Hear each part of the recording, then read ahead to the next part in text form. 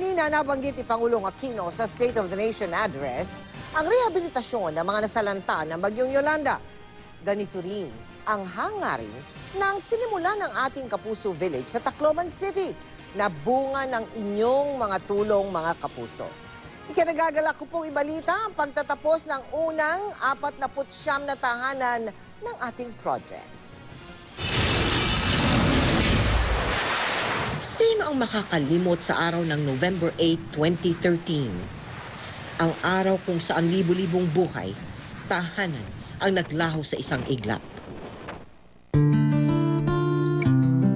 Lumuwas pa mula Zambales si Lucito para makita ang kapatid sa Tacloban City matapos ang Bagyong Yolanda. Ito sa barangay Itiit, halos walang natira na mga bahay. Was out lahat. Kabilang ang kapatid ni Lucito sa mga mabibiyayaan ng bagong bahay sa ating Kapuso Village. Kaya si Lucito, isa sa mga masigasig na tumulong sa pagtatayo nito.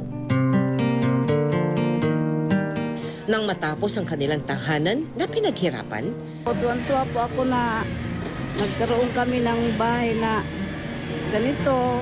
Mahalin nila, ingatan nila. sa aking muling pagbisita sa Tacloban, napahanga ako sa ipinamalas nilang katatagan. Yan po ay bigay ng mga kababayan ninyo para sa araw na ito na makapagbigay sa inyo ng kaginhawahan ng panghabang buhay.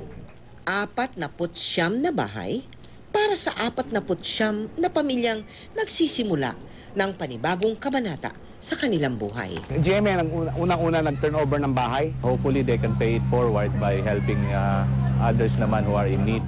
Salamat at nariyan kayo.